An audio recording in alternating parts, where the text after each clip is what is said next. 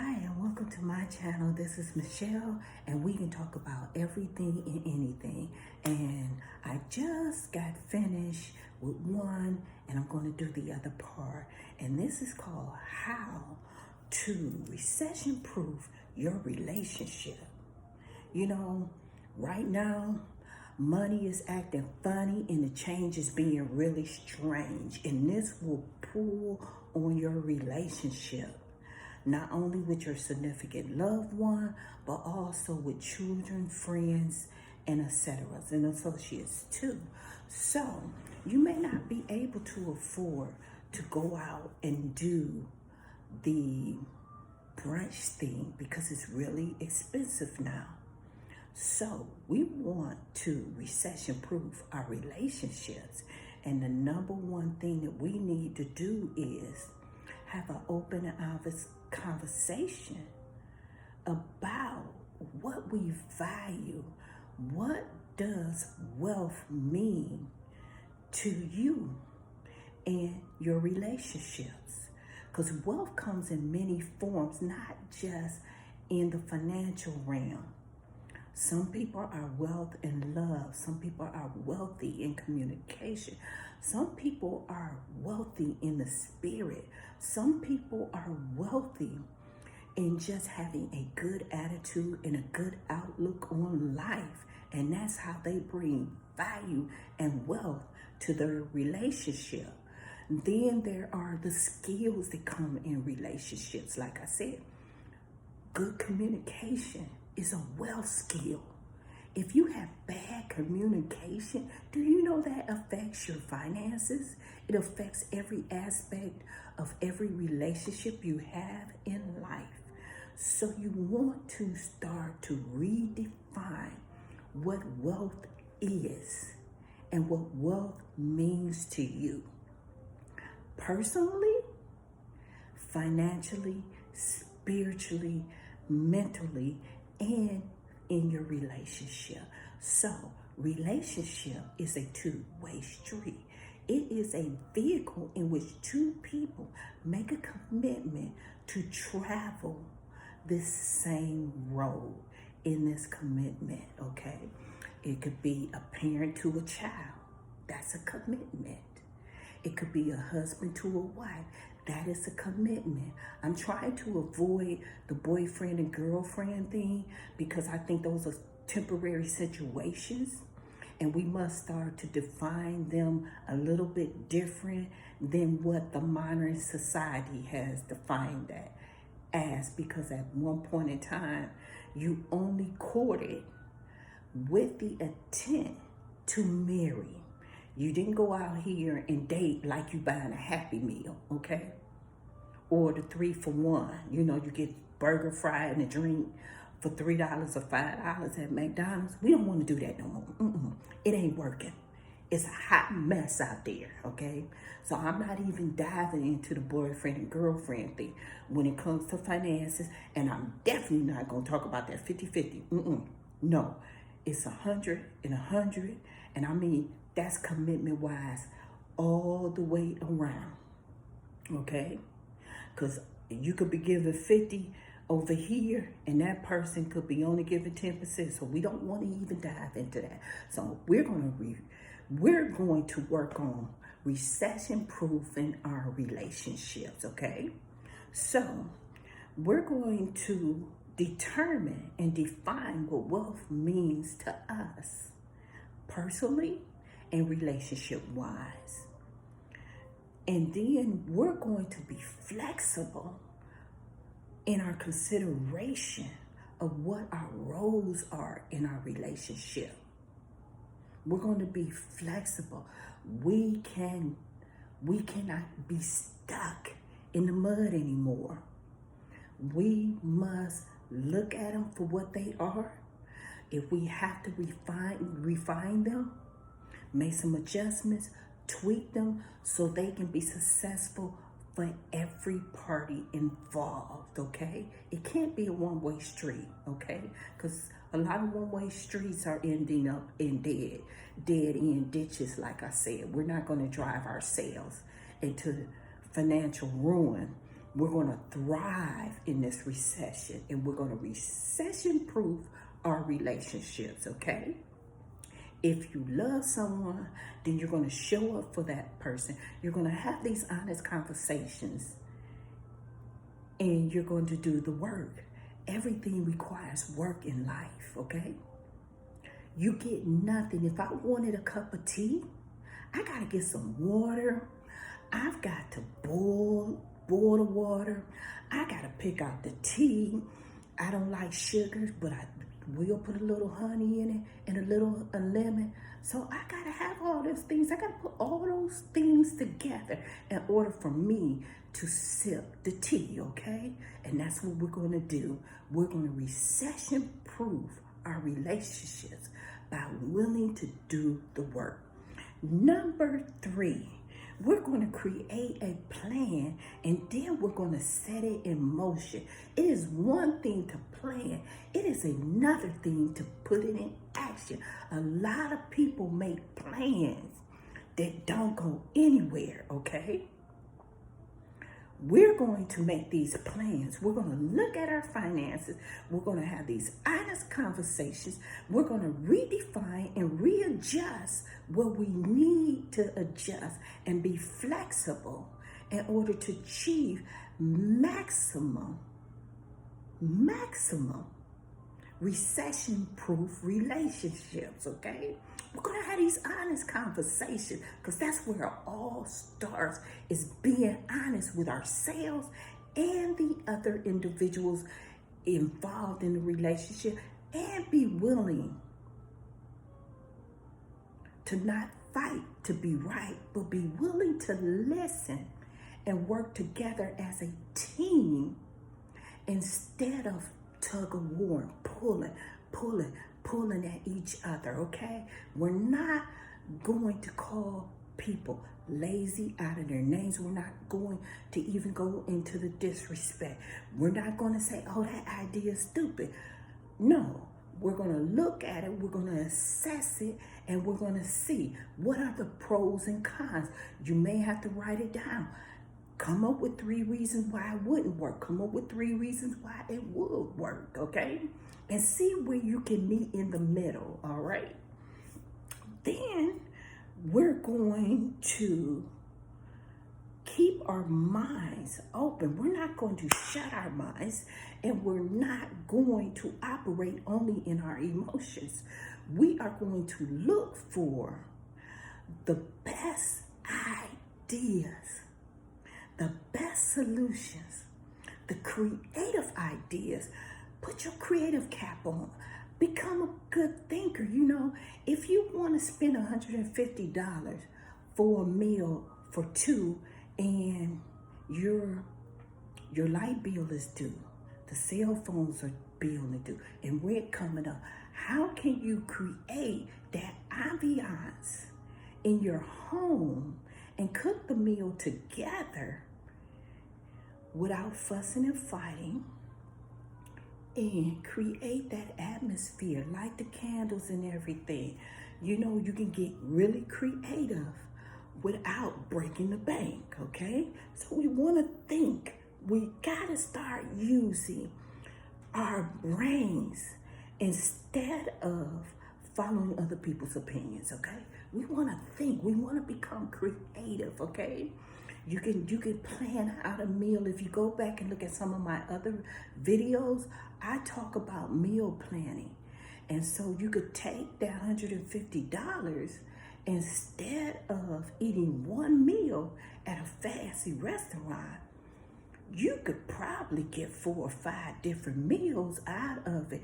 You could buy a whole chicken, cut it in half, get your herbs, your garlic, your olive oil, and roast it, you know, a little lemon, fresh lemon, or with thyme. Oh my God, it is the best, okay?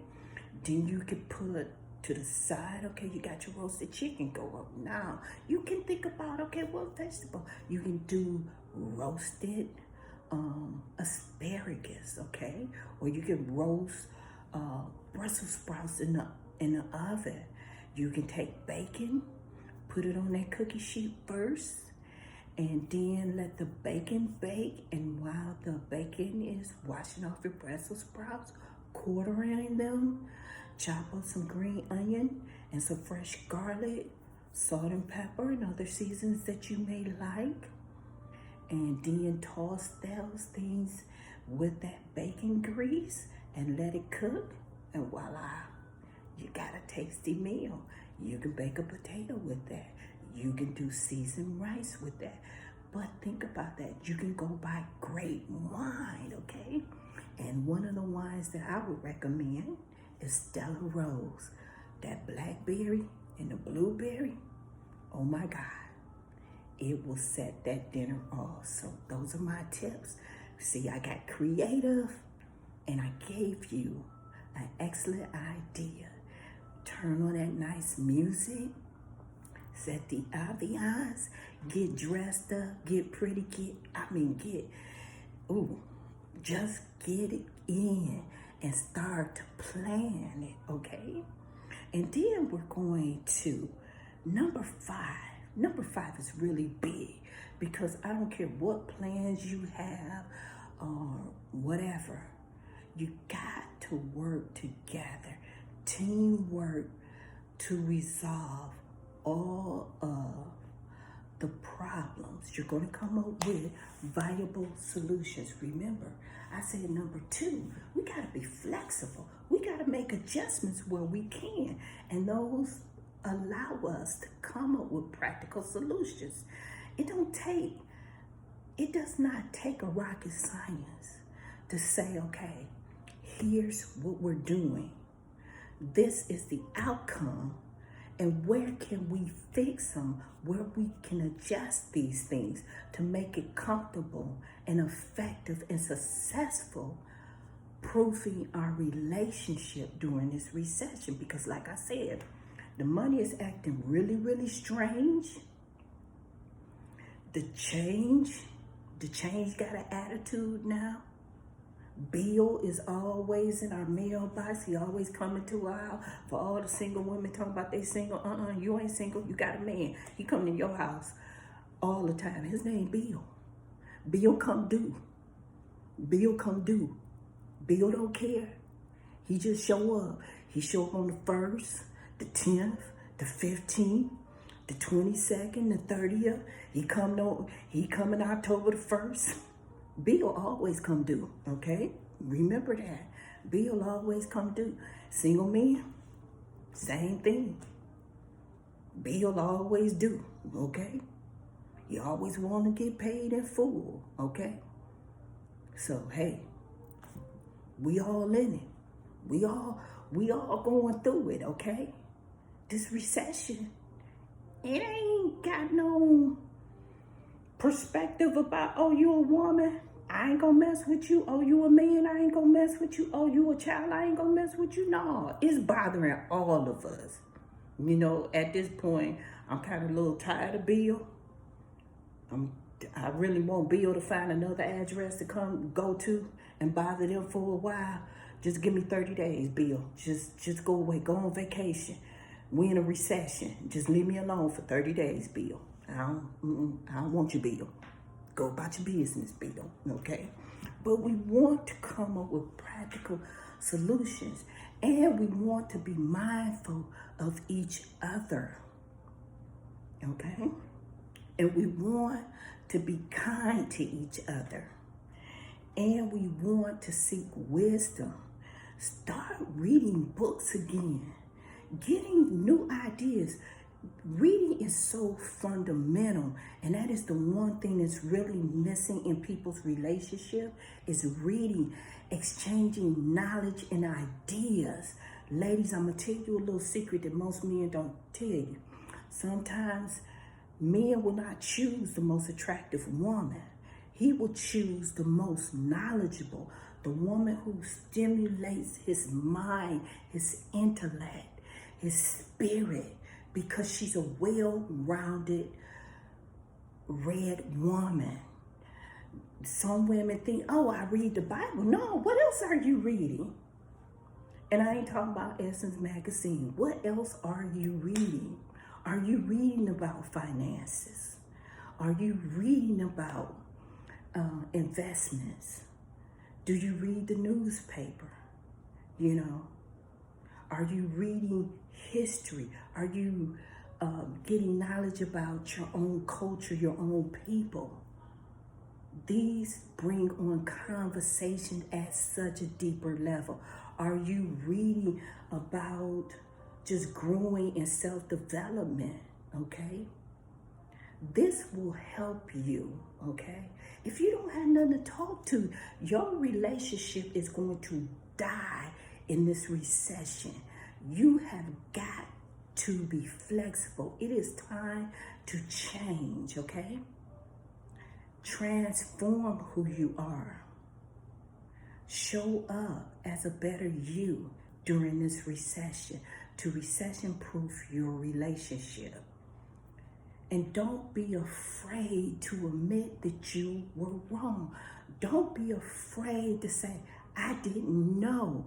Because when you admit that you don't know these things, now it's opportunity for growth and development and to obtain knowledge to be applied so you can recession-proof your relationships. So I have given you 5 tips to thrive and to recession-proof your relationship during this recession. We don't know how long it's going to take for it to end. But in the meantime, we could be doing the work to achieve the maximum success in our relationships. If you have children, parents, don't keep your kids in the dark about money. Start educating your kids now. Have the kids work on the monthly budget, okay? So they won't feel bad when you say right now, we can't afford it, because you showed them what was important and what are the necessities, okay? That's still building a relationship, because now you are establishing trust because you're being truthful to your children about the finances, okay? A lot of parents don't know this. Y'all are stressing your kids out by not talking to them and just putting them in situations that they're not ready to deal with because you wasn't honest about the finances. Your kids could have great ideas too. So make this like a little game. And you can have fun doing this. You know, talking about money should not be a hard conversation. It should be easy, because money just means this: my own natural energy yield.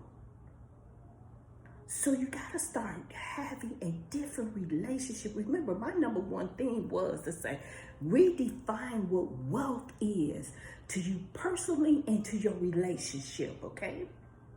And you can even look up many different definitions of wealth is and see how does that apply to me and my relationships, okay?